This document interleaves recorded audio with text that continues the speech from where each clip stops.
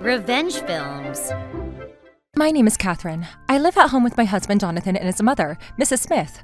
Jonathan and I were in our 3rd year of marriage, but we were having difficulty being blessed with a child, and I was starting to feel quite stressed about it. And on top of that, I was being troubled by my mother-in-law's heartless harassment, and I was a victim almost every day. Ever since she moved in and started living with us, my mother-in-law would say things like this almost every single day. "Hurry up and give birth to my grandchild! Once you give birth to the grandchild, divorce and get out!" Not only that, but with every little thing that would go around the house, she would lecture me saying, "That's not how we do things in this family."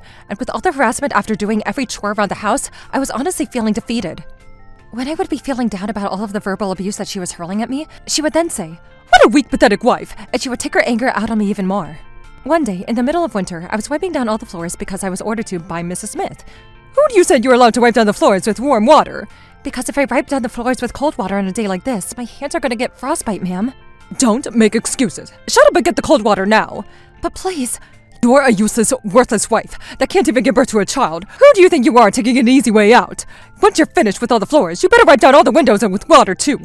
And she said that. My mother-in-law went out of her way to fill up the entire bucket with ice-cold water. After being forced to wipe down the entire house in the middle of the winter with cold water, my hands did in fact get frostbite, and by the next day, I had caught a cold.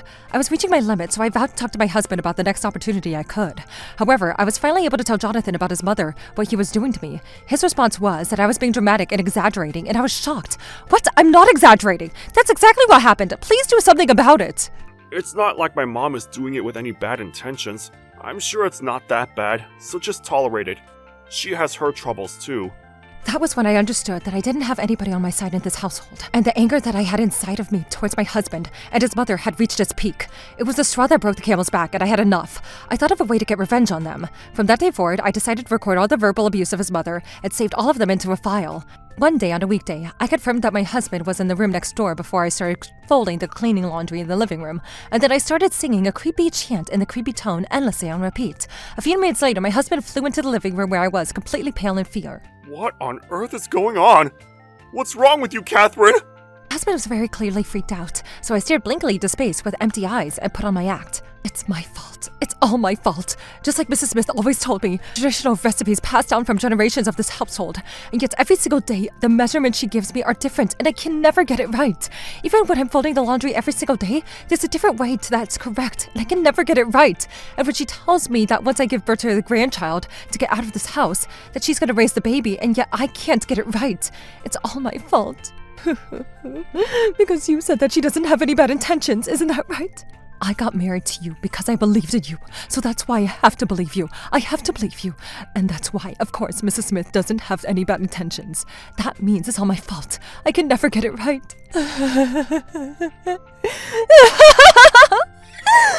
While exposing all of the harassment I was enduring from his mother and putting on an act like I had gone crazy, I glanced at my husband, who has gone completely pale, and then I pressed play on the recordings of my mother-in-law's verbal abuse, and it was as if playing in the background.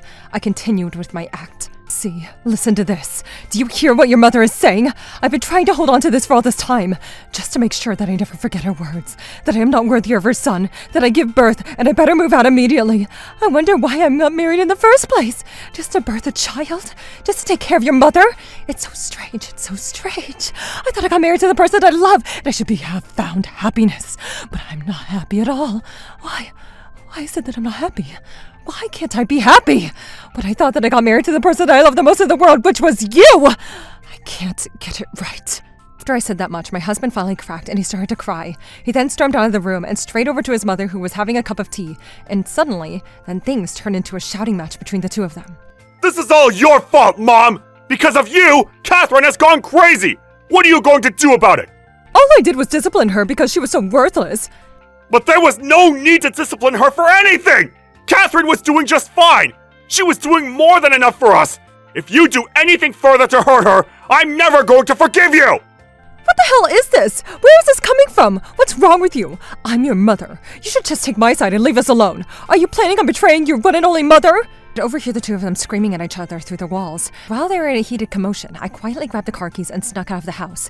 And then, as soon as I was far enough away, I sent a message to my husband's cell phone. The reason why you and your mom got into a fight is because of me, isn't it? I knew it. I'm gonna always be getting in the way of everything. Goodbye.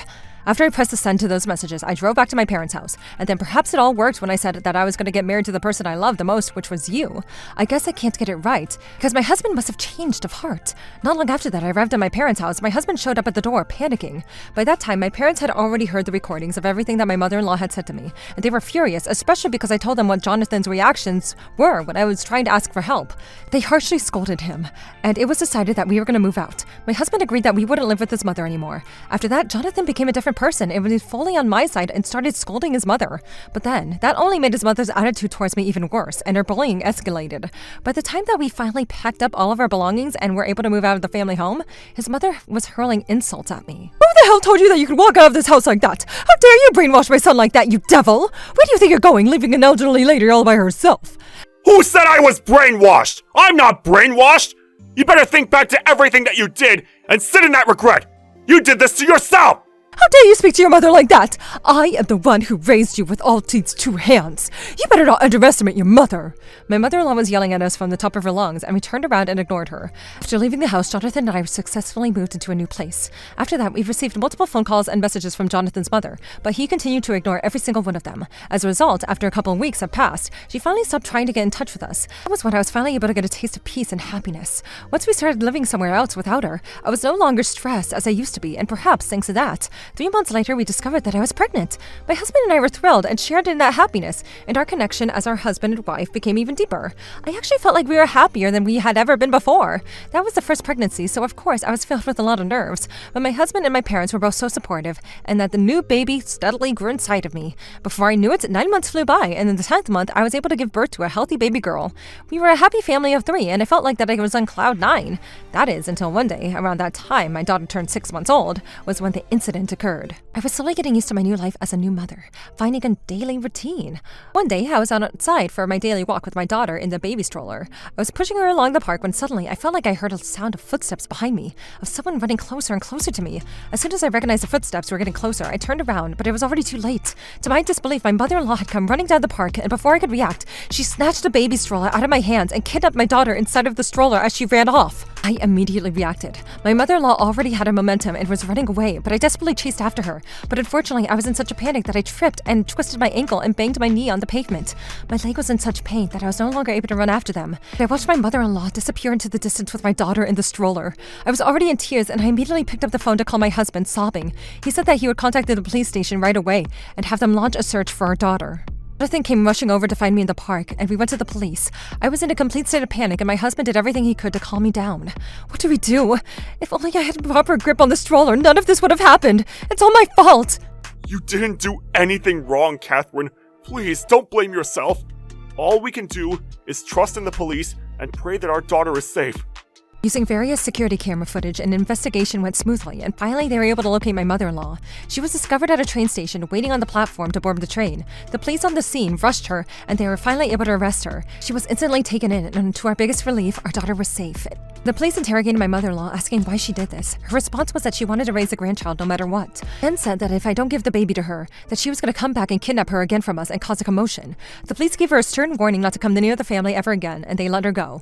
When my husband heard all of this, he was furious, and he immediately blocked his mother's contact. And then we decided as a family that we would move farther away, so that we weren't going to be anywhere near his mother's house. He told his mother that we would be moving, but there was no way that we would ever tell her the address and letting her find out. And then he proceeded to cut off all ties with her. My husband could never forgive his mother for not only trying to kidnap our baby, but also getting me injured, so that he could sue his mother and collect the settlement fee. He hired a lawyer and went after her for every penny possible.